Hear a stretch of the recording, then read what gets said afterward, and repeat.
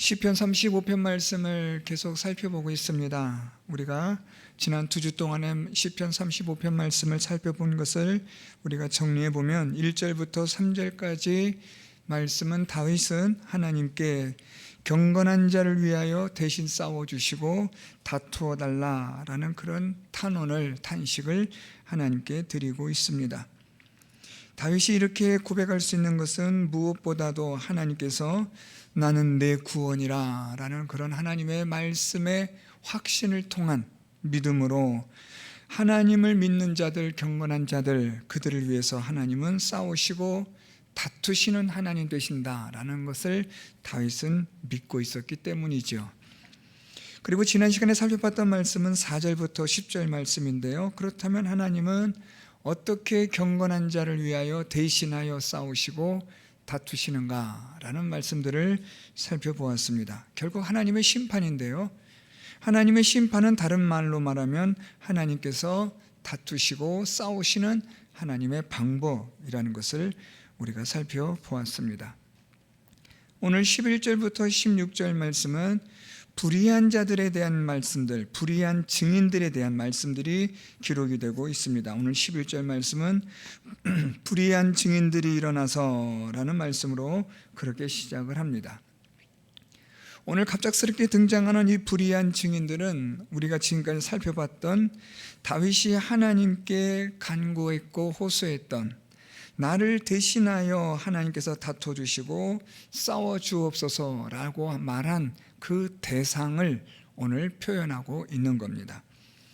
지금까지 이 다윗과 다투고 싸우고자 했던 사람들이 누구였느냐라는 그들의 실체를 오늘 11절부터는 그 실체들이 드러나기 시작합니다. 그래서 다윗은 하나님, 지금 이런 자들이 나를 이렇게 힘들게 하고 있습니다. 하나님, 이런 자들이기 때문에 이런 자들을 하나님께서 나를 대신하여 싸워주시고 다투어 주시기를 바랍니다. 이런 다윗의 호소가 되고 있습니다. 그러니까 1절부터 10절까지의 말씀은 하나님께서 계속해서 다윗을 위하여 대신하여 싸우시고 다투시고, 하나님은 다윗을 위하여 이렇게 내가 너를 위하여 싸울 것이다, 또 이렇게 다투어 주실 것이다, 다윗이 그렇게 말했던 그 실체가 오늘 본문부터 등장하고 있습니다. 오늘 11절 말씀부터 우리가 이제 살펴보는 것은 이 불의한 자들로부터 받는 다윗의 외로움이 있고요. 두 번째로 우리가 살펴보는 것은 경건한 믿음의 삶을 살아가는 자로서 받는 외로움이 있고, 또 우리가 세 번째로 생각할 수 있는 것은 이런 불의한 자들로부터 받는 비웃음과 조롱을 통하여 우리가 견딜 수 없는 그런 외로움을 겪게 되어지는 것을 표현하고 있습니다. 그리고 마지막으로 그럼에도 불구하고 하나님은 이런 외로움 가운데서 경건한 자를 하나님이 어떻게 위로하시는가, 이런 것들을 우리가 살펴보겠습니다. 오늘 먼저 그 첫 번째로 다윗은 불의한 자로부터 지금 다윗은 외로움을 겪고 있습니다. 오늘 11절 보면 11절 말씀에 불의한 증인들이 일어나서 내가 알지 못하는 일로 내게 질문하며 라고 말합니다. 오늘 여기서 이 불의한 증인들이 일어났다라는 말은 다윗이 전혀 알지도 못하는 일들로 인하여 고소하고 또 참소하는 증인들을 말합니다. 그러니까 이 증인들은 합법적인 증인, 정상적인 증인이 아니라 불의한, 다시 말하면 모함하고 또 참소하는 그러한 거짓된 증인을 표현하고 있습니다. 그래서 다윗은 이 불의한 증인들이 일어나서 지금 다윗에 대하여 질문한다라고 말합니다. 이 질문한다라는 이 히브리어는 고소한다, 참소하다라는 뜻입니다. 그러니까 이 불의한 증인들이 다윗에 대하여 그들이 거짓된 말로 고소하고 참소하여 다윗으로 하여금 다윗이 마치 죄를 지어 범한 것처럼 그가 사람들로부터 당연히 이러한 비난을 받아야 하는 것처럼 그렇게 지금 다윗을 모함하는 자들을 표현하고 있습니다.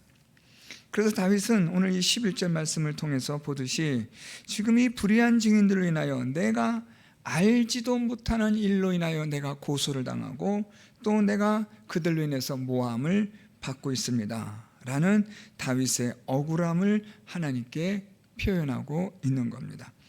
그렇기 때문에 다윗은 외로움을 겪습니다. 오늘 우리가 11절부터 16절까지 살펴보는 이 말씀 속에서 우리가 이 외로움이라는 단어가 자주 등장하게 됩니다. 결국 다윗은 이러한 일들로 인해서, 이런 상황에 의해서 그는 외로운 자가 된다라는 겁니다. 어떤 때는 다윗이 그 외로움이 직접적으로 표현되기도 하지만 어떤 때는 그것이 내면적으로 삼켜지는 외로움이 있기도 합니다. 오늘 이 11절에서는 다윗의 외로움이 겉으로는 드러나지 않아도 다윗은 이 11절에서 그의 억울함으로 인한 외로움을 표현하고 있습니다. 그것이 내가 알지 못하는 일로 나를 참소하고 고소하는 모함하는 자들, 그들로 인하여서 다윗은 외로움을 겪습니다. 항변하고 싶으나 항변할 수 없고 따지고 싶으나 따질 수 없는 그런 형편과 상황이었기에, 그래서 우리 35편 1절에 하나님께서 나와 다투는 자와 나와 싸우는 자와 하나님이 다투시고 싸워 주십시오 라고 그렇게 하나님께 호소를 한 겁니다. 우리가 두 번째로 살펴보는 것은 12절부터 14절 말씀인데요, 이제 이들이 어떻게 다윗을 조금 더 구체적으로 외롭게 하는가를 우리가 보게 되어지는데, 먼저 우리 13절 말씀 보면 이렇게 표현되고 있습니다. 나는 그들이 병들었을 때에 굵은 베옷을 입으며 금식하여 내 영혼을 괴롭게 하였다라고 그렇게 다윗은 표현하고 있습니다. 그들이 병들었을 때, 여기서 말하는 그들은 지금 다윗을 모함하고 또 다윗을 고소하고 참소하는 불의한 증인들을 말합니다. 그들이 병들었을 때에 다윗은 굵은 베옷을 입었고 금식했고 내 영혼을 괴롭게 하는 기도를 하나님께 드렸다. 여기서 우리가 이 표현되어지는 다윗의 표현 속에 괴롭게, 영혼을 괴롭게 했다라는 말은 그만큼 간절한 기도를 하나님께 드렸다라는 거죠. 금식하며라는 것은 육신적인 괴로움을 말하고, 영혼을 괴롭게 하였다라는 것은 심적인 고통을 가지고, 영혼의 고통을 가지고 하나님께 그들을 위하여 기도했다, 기도를 드렸다라는 겁니다. 그러니까 다윗은 지금 다윗을 모함하는 이 불의한 증인들을, 그들이 병들었을 때에, 고통당했을 때에 그들을 타인이 아니라 그냥 나랑 관계없는 사람이기 때문에 그냥 관심조차 두지 않는 그런 사람들이 아니라, 비록 그들이 타인이지만 그들이 마치 내 친한 친구처럼, 형제처럼 그들을 위해서 내가 하나님 앞에 육신적으로 영적으로 고통 가운데 그들을 위해서 기도했다라고 말하는 겁니다. 참 이게 어려운 표현인데요, 이렇게 쉽지가 않습니다. 이 14절 보면 조금 더 구체적으로 나오는데요, 14절에 내가 나의 친구와 형제에게 행한 같이 라고 말합니다. 그러니까 이거는 지금 이 불의한 증인들이 다윗의 친구도 아니고 다윗의 형제들도 아닌데, 지금 다윗이 그들을 위해서 굵은 베옷을 입고 금식했고 영혼의 고통과 괴로움 속에서 하나님께 기도했다는 거예요. 그러니까 이것은 정말 친한 친구가 아니면, 혈육이 아니면 그렇게 할 수 없는 그러한 기도였다라는 거죠. 그러면서 다윗이 14절 하반절에 이렇게 말합니다. 내가 몸을 굽히고 슬퍼하기를 어머니를 곡함같이 하였다라고 그렇게 표현하고 있습니다. 그러니까 지금 다윗이 이 불의한 증인들을 위해서, 그들이 병들었을 때, 그들이 고통 가운데 있을 때 얼마나 그들을 위해서 전심전력으로 기도했는가, 진실한 마음으로, 안타까운 마음으로 기도했는가를 보여주고 있는 거예요. 마치 나의 친한 친구처럼, 내 형제에게 행하는 것처럼, 내 어머니를 곡함같이, 그렇게 이 불의한 증인들을 위해서 다윗은 그렇게 이들을 위해서 기도해주고 안타까워해주고 함께 아파해주고 그런 선을 베풀었던 거죠. 자, 그런데 문제는 뭐냐면 우리 12절 말씀으로 올라가서, 그렇지만 그들은 어떻게 했느냐, 내게 선을 악으로 갚아 나의 영혼을 외롭게 하였다라는 겁니다. 그러니까 지금 여러분 오늘 이 다윗이 표현하고 있는 방법이 약간은 좀 왔다 갔다 하지만 다윗이 강조하고 싶은 것을 앞에 끌어당기다 보니까 그 이유가 뒤에 나오기도 하고 그래요. 그래서 지금 이유를 제가 먼저 말씀드렸고, 그래서 그 결과를 지금 말하는 거죠. 다윗은 지금 이 불의한 증인들로 인해서 어떤 결론 내렸느냐? 내가 그들에게 선을 베풀었는데 그들은 내게 악을 갚았습니다. 악으로 갚았다는 거예요. 내가 그들에게 어떻게 선을 베풀었느냐? 14절, 그들이 병들었을 때에 내가 굵은 베옷을 입고 내가 육신적인 고통과 괴로움, 영적인 고통과 괴로움으로 마치 내 친구와 형제들에게 하듯이, 내 어머니를 곡함같이 하듯이 간절하게 아파하며 가슴을 치며 그들을 위해서 내가 선을 베풀며 그렇게 기도했는데, 문제는요, 그들이 그 선을 악으로 갚았다라는 거죠. 자, 그래서 악으로 갚아서, 그래서 어떻다고 지금 다시 자기를 표현해요? 나의 영혼을 외롭게 합니다. 여기서 또 하나의 다윗의 외로움이 등장하고 있습니다. 첫 번째 다윗의 외로움은 무엇입니까? 내가 하지도 않았고 내가 모르는 일들인데, 전혀 하지도 않았던, 가담하지도 않았던, 생각조차 하지도 않았던 일들을 내가 했다고 모함하고 참소하고 고소하는 자들로부터 다윗은 참 씁쓸한 외로움을 겪고 있어요. 여러분, 그런 일들 한 번쯤 겪어보셨죠? 내가 하지도 않았던 말들인데 내가 했다고 억울하게 나를 몰아세우는 일들, 누명을 쓰는 일들, 그냥 이유도 없이 나를 그냥 사람들이 왕따시킨 듯한 그런 분위기들, 여러분 경험해 보셨을 거 아니에요. 그럴 때 여러분들이 느끼는 게 뭐예요? 외로움이에요. 누군가가 내 옆에 서서 나를 지지해주고 내 손을 잡아준다면 참 고맙고 참 힘이 될 텐데, 그 누구 하나 내 손을 잡아주는 이 없고 나 혼자 그냥 덩그러니 놓여져 있을 때 느끼는 그 외로움은, 이건 뭐 겪어보지 않은 사람은 말로 알 수 없죠. 그런 외로움뿐 아니라 이제 두 번째 다윗이 겪는 외로움은 뭐예요? 내가 선을 베풀었는데 그 선을 악으로 갚는 자들에 대한 외로움을 말하는 거예요. 다윗은 지금 이들에게 말로 다 할 수 없는, 정말 자기의 진심을 다한 이 불의한 자들을, 그들에 대해서 다윗은 마치 형제들과 같이 또는 친한 친구와 같이 어머니를 곡함같이 그런 간절한 마음으로 그들을 위하여 하나님께 그렇게 간절히 기도했는데, 그렇게 선을 베풀었는데, 그런데 그들은 내게 악으로 갚는다, 모함한다, 나를 이렇게 고통스럽게 하고 그래서 내 영혼을 외롭게 하고 있습니다. 오늘 다윗이 그렇게 고백하고 있습니다. 이제 다윗의 세 번째 외로움을 우리가 좀 보게 되는데요, 이제 15절부터 우리가 말씀 보면, 그러나 내가 넘어짐에 그들이 기뻐하여 서로 모이며 불량배가 내가 알지 못하는 중에 모여서 나를 치며 찢기를 맞이 아니하도다. 그들은 연회에서 망령되이 조롱하는 자같이 나를 향하여 그들의 이를 갈도다.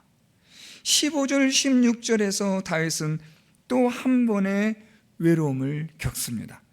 이제는 어떤 외로움을 겪게 되냐면, 지금 다윗이 15절에 보면 그러나 내가 넘어짐에 라고 다윗이 그렇게 지금 말하고 있어요. 다윗이 넘어졌다라는 이 표현은 다윗이 고통 가운데 넘어진 걸 말해요. 그러니까 이 넘어짐에라는 것은 이 불의한 자들이 병들었을 때와 거의 비슷한 의미로 보시면 돼요. 우리 13절에서 나는 그들이 병들었을 때에 라는 이 표현과 같이 다윗도 지금 고통과 고난을 겪고 있어요. 정말로 다윗은 힘든 일을 겪고 있는 겁니다. 내가 넘어졌어요. 구체적으로 그 넘어진 일이 어떤 일인지는 기록하고 있지 않지만 다윗은 넘어졌어요. 고통을 당하고 있는 거죠. 여러분, 경건한 자라고 해서, 하나님을 경외하는 자라고 해서 고통이 없고 고난이 없는 건 아니잖아요. 이렇게 고통 가운데 고난 가운데서 다윗이 힘들어하고 있을 때, 자, 그런데 이 불의한 자들이 무엇을 하는가 보세요. 그들이 기뻐하여 서로 모이며 불량배가 내가 알지 못하는 중에 모여서 나를 치며 찢기를 맞이 아니하도다. 맞이 않다라는 말은 계속한다는 거예요. 무엇을 계속하느냐? 다윗을 지금 치고 찢는 일을 계속한다라고 지금 다윗이 말하고 있어요. 여기서 이 치다, 찢다라는 말은요, 언어적, 말로 치다, 찢다라는 건데요, 이 치다는 것은 아주 심각한 타격을 입힌다라는 뜻이고요, 찢다라는 것은 아주 그냥 갈갈이 찢어서 회복 불능의 상태를 뜻하는 단어입니다. 그러니까 오늘 다윗이 말하는 것은 지금 내가 넘어져서 고통 가운데 있을 때 그들이 어떻게 했느냐? 아주 희희낙낙하며 막 서로 모인 거예요. 그리고 이들이 모여서 무슨 말을 하냐면 이들이 지금 나를 말로 치고 찢는 것을 멈추지 않는 거예요. 야, 다윗이 고통 가운데 있다며, 야, 다윗이 지금 뭐 고난 가운데 있다며, 야, 그거 참 쌤통이다. 우리말로 말하면 그런 거예요. 아이고 깨소금 맛이다, 아이고 신난다 하면서 지금 이들이 다윗을 치며 찢는 것을 그들이 멈추지 않고 모여가지고 지금 박장대소하며 즐거워하고 기뻐한다는 거예요. 자, 이런 가운데에서 오늘 여기서 여러분 중요한 단어가 하나가 있어요. 이들이 지금 모여서 이 불의한 증인들이 모두 다윗을 치며 찢는데 표현을 다윗이 어떻게 쓰고 있냐면 불량배가 내가 알지 못하는 중에 모여서라고 표현해요. 불의한 증인들을 다윗이 여기서 불량배라고 표현을 해요. 그냥 불의한 증인으로 해도 되는데 다윗은 불의한 증인을 불량배로 바꿔 표현한 것은 그들의 폭력성을 표현한 거예요. 그들이 얼마나 폭력적인 사람인지를 다윗이 드러낸 거예요.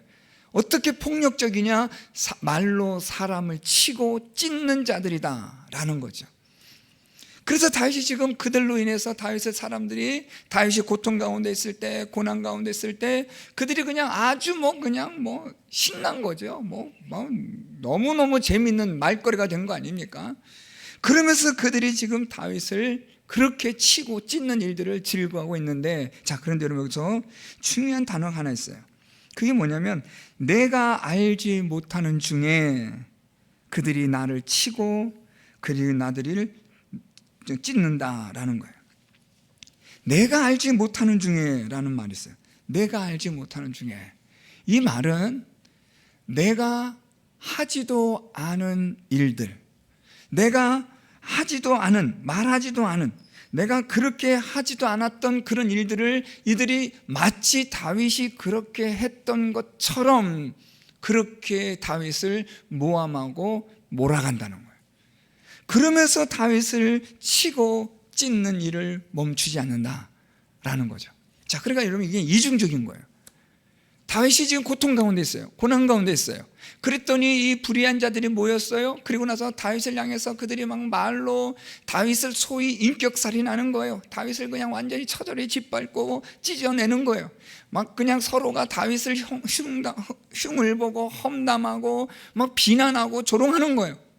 그런데 여기에다가 이들이 어떤 일을 하냐면 다윗이 하지도 않았던 일들을 거짓으로 만들어서 야 그렇다더라 라는 식으로 다윗을 완전히 그냥 세상 말로 죽일 놈으로 만들어 버리는 거죠. 내가 알지 못하는 중에 그들이 나를 치고 찢는 일을 멈추지 않고 계속하고 있다라는 거예요. 이제 한 걸음 더 나아가서 이들이 여기서 멈추질 않아요. 우리 그 다음 말씀 16절에 그들은 연회에서 망령되이 조롱하는 자같이 나를 향하여 그들의 이를 갈도다 라고 말해요. 자, 여러분 여기서 오늘 이제 연회라는 단어가 등장해요. 이 연회라는 말은 우리말로 말하면 잔치자리예요. 잔치를 벌인 거죠. 잔치를 벌였는데 이 잔치를 벌인 것과 우리 15절에 서로 모임이여라는 것과 아마 저는 연관성이 있다고 봐요. 그러니까 이들이 연회 자리에 모여서라고 이렇게 이해해도 괜찮을 것 같아요. 어쨌든 지금 이들이 연회에 모였어요. 잔치에 모인 겁니다. 이 잔치를 배설한 사람은 이 불의한 증인들, 이 불량배들을 다 초대한 거예요. 그러니까 아마도 이 연회를 잔치를 베풀고 사람들을 초청한 이 사람은 아마 권력자일 거예요. 힘이 센 사람일 거예요. 아마 사울 왕이라고 우리가 표현해도 괜찮을 것 같아요. 어쨌든 지금 이 잔치를 베풀고 이 잔치의 청함을 받은 불의한 자들이 와서 그래서 이들이 지금 무엇을 하느냐? 망령되이 조롱하는 자같이 나를 향하여 그들의 이를 갈도다 라고 말해요. 그러니까 이들이 지금 여기에 모여서 15절에는 말씀처럼 막 다윗을 치고 찢는 일을 멈추지 않을 뿐더러 이들이 지금 여기서 다윗을 망령되이 조롱하고 있다라는 거예요. 여기서 여러분 이 망령되다라는 이 히브리어는 특히 이런 단어의 의미가 있는데 하나님을 두려워하지 않다라는 뜻을 가진 표현이에요. 망령되이 행한다, 망령되이 행하지 말라. 여러분 우리 특히 구약성경에서 많이 등장하는 표현인데 이 망령되다라는 말은 하나님을 두려워하지 않는 거예요. 그러니까 망령되게 행하지 말라라는 말은 하나님을 두려워하지 않는 삶을 살지 말라는 거죠. 하나님을 두려워하라는 거예요.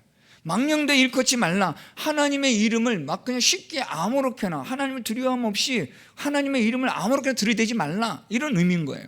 그러니까 망령되다라는 것은 하나님을 두려워하지 않는 거예요. 그런데 오늘 이들이 어떻게 하냐면 이 연회에서 잔치자리에 모여서 하나님을 두려워하지 않는 자처럼 그들이 무엇을 하느냐? 다윗을 조롱한다는 거예요. 자, 이 조롱하다라는 이 히브리어는요, 원래 직역을 하면, 정확하게 번역하면 더듬거리며 흉내내다라는 거예요. 무슨 말인가 하면 어떤 이 사람에 대한 약점, 그런 것들을 아주 그들이 이 약점이나 또는 그가 지금 겪고 있는 그 상황을 아주 그냥 그것을 우스갯소리로 만들어버리거나 재밌거리로 만들어버리는 그것을 표현하는 것이 이 조롱하다라는 거예요. 오늘 이 본문으로 적용하면 다윗이 지금 고통을 당했고 고난을 당하고 있어요.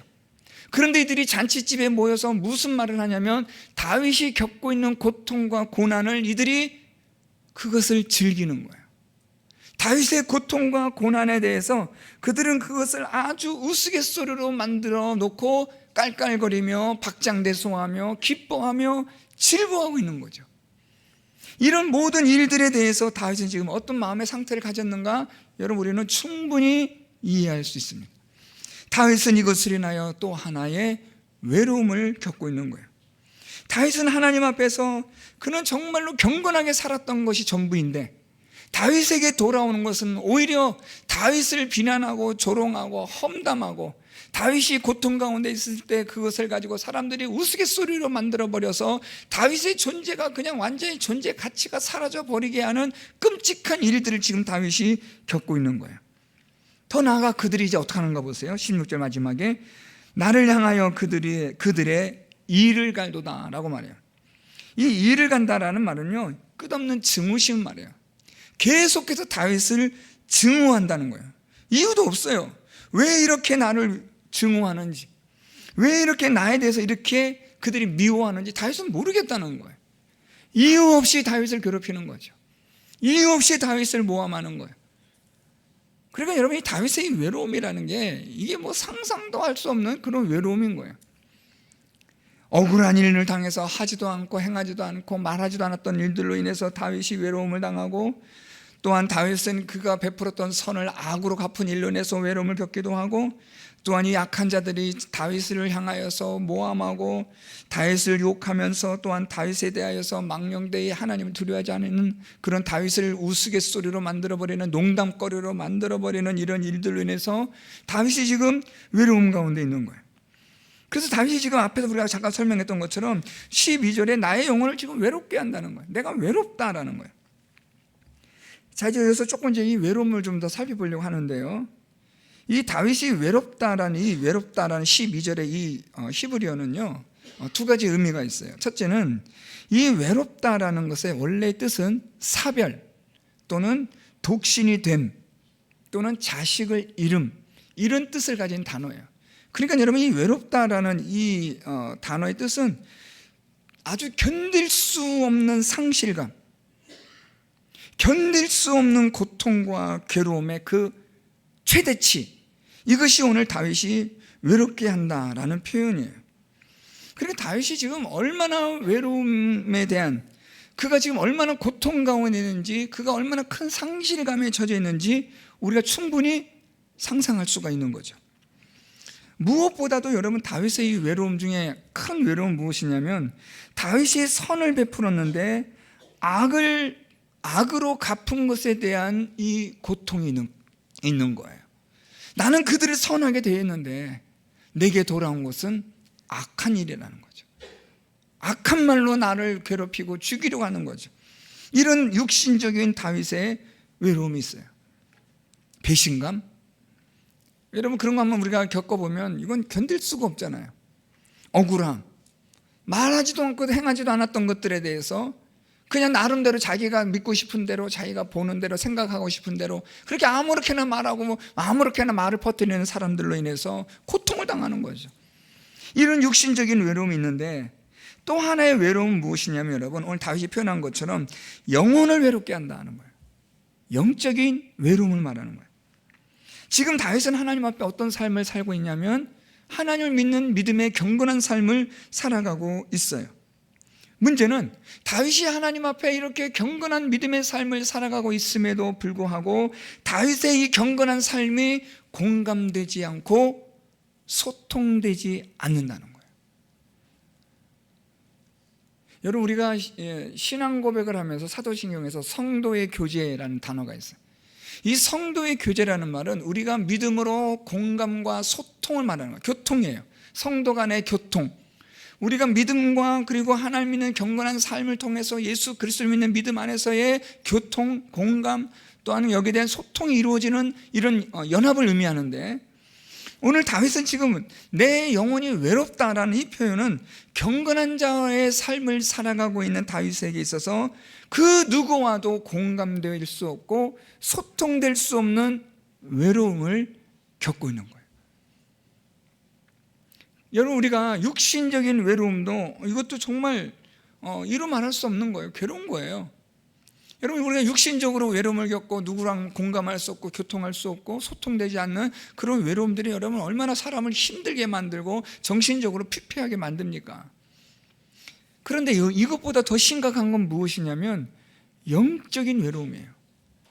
믿음에 의한 하나님 앞에서 경건하게 살아가고 하나님 말씀대로 살아가는 삶에 있어서 그 누구와도 공감할 수 없고 교감될 수 없는 이 외로움은, 이건 정말 믿음 생활하는 데 있어서 어려운 거예요. 힘든 거죠. 그래서 여러분, 우리 성도 여러분들은 오늘 이 말씀 통해서 무엇보다 우리가 유념하셔야 될 것은 영적인 외로움을 갖는 자들이 있어서는 안 된다는 거예요. 그러니까 우리가 영적으로 교감과 공감될 수 있는, 다시 말하면 경건한 자의 삶을 살아가고 의롭게 살아가고 하나님의 말씀대로 살아가려 하고 하나님의 말씀대로 우리가 행하면서 교회를 섬기는 일에 열심을 다하는 이런 사람들과 공감될 수 있고 소통될 수 있는 장이 교회여야 한다는 거예요. 무슨 말씀인지 이해가 되시죠? 열심히 믿음 생활하고 열심히 무언가를 해보고 열심히 헌신과 섬김의 삶을 살아보려고 하는데 공감되지 않고 소통되지 않는다면 이분은 얼마나 외롭고 힘든 믿음의 싸움을 싸워가겠냐는 거예요. 제가 저희 교회에 있으면서 여러 많은 분들 상담하는데 이런 상담은 제가 많이 받아요. 목사님, 우리 교회 석교교회에 제가 왔는데 너무 외로워요. 제가 그 말 들으니까 막 가슴이 너무 아픈 거예요. 왜 영적으로 우리가 믿음의 삶을 살아가고 하나님 말씀대로 살아가고 믿음의 삶을, 의로운 삶을 살아가고 우리가 하나님을 위하여 교회를 위하여 섬김과 헌신의 삶을 살아가는 이 성도들이 교감할 수 없고 소통할 수 없는, 그래서 외로움을 겪어야 하고 그래서 결국에는 교회를 떠날 수밖에 없는 이 안타까운 현실들이 왜 교회에서 일어날 수밖에 없느냐라는, 어떻게 보면 너무나 모순된 거 아닙니까 여러분? 교회는 세상과는 소통되면 안 되죠. 교회는 이 세상과 우리가 같이 연합하고 세상과 우리가 세속화되어져서는 안 되지만 예수 그리스도 믿는 믿음 안에서 성도들 간에 교통은 있어야 되고 서로 간에 서로를 위한 소통과 공감이 일어나서 외로움이 아니라 함께 단결되어지고 연합되어지고 예수 그리스도 안에서 하나의 지체됨에 대한 역사가 일어나야 되는데, 하나님 앞에서의 경건한 삶을 살아가는 자가 외로움을 겪는다는 것은 문제가 있는 거죠. 교회가 문제가 있는 거죠. 오늘 다윗은 지금 이런 영적인 외로움을 겪고 있는 거예요. 경건한 자의 삶을 살아가는데 이스라엘이라는 나라가 하나님의 언약 백성이고 하나님의 율법이 있는 나라고 제사장이 있는 나라인데 하나님의 율법대로 말씀대로 살아가는 이 다윗이 무엇을 겪고 있냐면 영적인 외로움을 겪고 있는 거예요. 오늘 12절 말씀 보세요. 나의 영혼을 외롭게 하나. 이 말을 다른 말로 바꿔 말하면 여러분, 선을 악으로 갚아 나의 영혼이 괴롭습니다 라는 표현인 거죠. 그런데 여러분, 여기서 다윗의 외로움은 하나 더 들어가요. 주변 사람들과의 교감이 안 되고 소통이 안 되는 외로움도 물론 있어요. 그런데 하나 더 들어가면 어떤 외로움이 있냐면 하나님께서 관망하시는 것 같은 외로움이에요. 이거 다음 시간에 살펴볼 말씀인데 17절 말씀대로 보면 주여 어느 때까지 관망하시려 하나이까? 라고 다윗이 하나님께 호소해요. 다윗이 어떤 외로움을 겪냐면 하나님이 관망하고만 계신 것 같은 느낌으로 외로움을 겪어요. 지금 다윗과 싸우는 자들, 다투는 자들이 있잖아요. 다윗을 억울하게 모함하고 고소하고 지금 참소하는 자들이 있잖아요. 다윗이 선을 베풀었는데 그 선을 악으로 갚는 악한 행위를 하는 사람들이 막 다윗 주변에 있잖아요. 다윗이 고통과 고난 가운데 있을 때 그들이 잔치자리에 서로 모여 기뻐하고 즐거워하면서 말로 다윗을 치고 찢는 일을 멈추지 않은 악을 행하고 있잖아요. 이들은 지금 다윗에 대해서 망령되이 조롱하며 다윗을 향하여 이를 갈고 있잖아요. 이 모든 일들을 하나님은 다 알고 계시잖아요. 하나님 아실까요? 모를까요? 당연히 아시잖아요. 그런데 왜 하나님은 아무런 조치도 하지 않으시고 관망만 하고 계시는 걸까 하는 이 생각이 다윗을 외롭게 하는 거죠. 물론 하나님은 나중에 우리 계속 말씀 보겠지만 관망하시는 하나님이 아니지만 다윗이 그렇게 느끼는 거예요. 그 외로움이 있는 거죠. 열심히 믿음의 삶을 살았는데, 열심히 내 나름대로 하나님을 믿는 믿음의 삶, 경건한 삶, 헌신과 섬김의 삶은 난 열심히 살아가고 있는데 고통과 고난은 끊임없이 계속해서 오는 거예요. 그냥 뭐 숨 쉴 틈도 없이 오는 거죠. 가끔 여러분 이런 기도할 때 있지 않나요? 하나님 제발 숨 좀 쉬게 해주세요. 여러분 그런 기도할 때 있죠? 아우 그냥 꼬리를 물고 계속해서 어려운 일이 오는 거예요. 또 힘든 일이 오고 이것도 뭐 해결도 안 되는데 또 다른 일이 생기고, 이런 고통과 괴로움 가운데 있을 때 도대체 하나님은 왜 나를 빨리 도와주지 않으실까? 왜 내 손 좀 잡아주시고 일으켜 주시면 좋겠는데 왜 하나님은 관망만 하고 계실까? 그러니까 여러분 거기서 오는 외로움은 정말 괴로운 거죠. 자, 그런데 여러분 이런 가운데서 다윗이 아주 기가 막힌 믿음을 하나 가지고 있어요. 자, 그게 무엇이냐면 우리 13절 말씀인데 13절 말씀을 제가 다시 읽습니다. 나는 그들이 병들었을 때에 굵은 베옷을 입으며 금식하여 내 영혼을 괴롭게 하였더니, 이거 다시 베푼 선이었죠. 선을 이렇게 베풀었는데 악으로 갚았잖아요. 그래서 지금 다윗은 외로움 가운데 있어요. 자, 그런데 마지막 13절 하반절의 이 구절이 오늘 우리가 읽었던 11절에서 16절의 모든 다윗의 외로움을 상쇄하는, 다 극복해서 이기고도 남게 하는 그 구절이 바로 여기 있어요. 외로움 가운데 있습니다. 나는 억울한 가운데서 고소를 당하고 있습니다. 저들이 나를 지금 찢고 나를 치고 있습니다. 내가 고통 가운데 있을 때 저들은 그것을 아주 그냥 우스갯감으로 여기고 아주 나를 조롱하고 있습니다. 나를 모욕하고 있습니다. 나를 향하여 이를 갈고 있습니다. 하나님 언제까지 나를 이렇게 내버려 두실 겁니까? 라는 다윗의 이 호소 속에 다윗이 그래도 믿는 믿음이 하나 있다는 거예요. 그게 무엇이냐면 내 기도가 내 품으로 돌아왔도다. 이 말은 여러분, 이 단어, 이 번역은 너무 중요해요. 여러분, 내 품으로 돌아왔다, 내 기도가 내 품으로 돌아왔다. 조금 더 바꿔 말하면 하나님 앞에 경건하게 살았던 내 삶의 모든 것들에 대해서 하나님이 갚아주신다는 거죠. 이게 여러분 오늘 다윗이 이 외로움 가운데 있지만 이 외로움을 이겨낼 수 있는, 이 외로운 모든 것들을 극복하고도 남음 있게 하는 비결이 바로 여기에 있는 거예요. 우리가 선을 베풀었던 일들, 우리가 그것을 위해서 기도했던 일들, 내가 억울한 일을 당하고 모함을 당했어도 그냥 내가 침묵하고 하나님께 맡기고 하나님 나를 대신하여 싸워주시고 나를 대신하여 하나님 다투어 주시옵소서, 나는 아무것도 할 수 없습니다, 하나님만 믿습니다. 고통과 괴로움 속에 있었고 사람들로 인해서 모함을 받고 고소를 당하고 너무나 억울해서 나도 알지 못하는 일들을 저들이 떠들어댈 때에 그냥 아무런 말도 어떤 것도 할 수가 없어서 하나님만 바라보고 있었던 그 모든 여정들, 그것이 맨 수년의 시간이었든지 그것이 10수년의 시간이었든지 그것이 20, 30년의 시간이었든지 간에 그 모든 것들에 대해서 그 결국엔 하나님 그걸 어떻게 하신다고요? 나에게 돌려주셨다는 거죠. 갚아주셨다.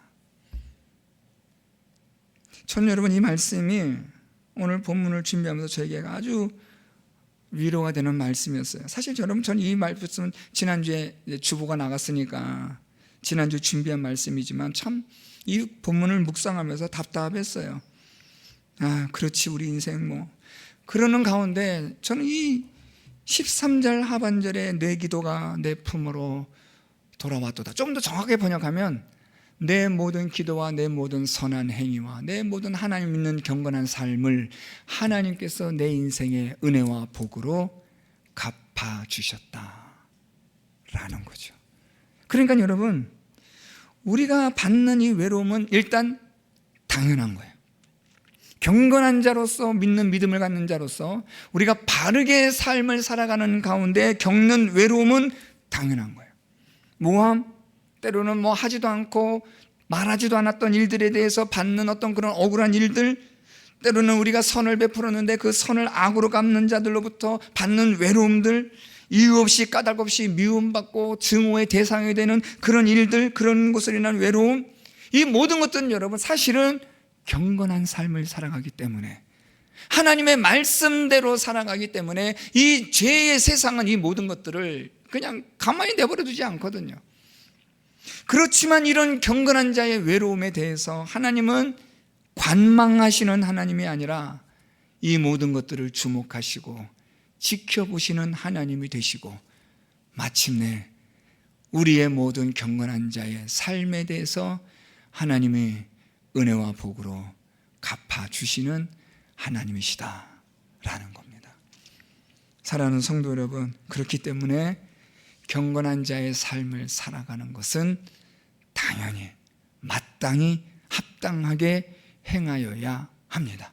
왜냐하면 하나님께서 경건한 자의 삶을 살아가는 이에게 갚아주시기 때문입니다.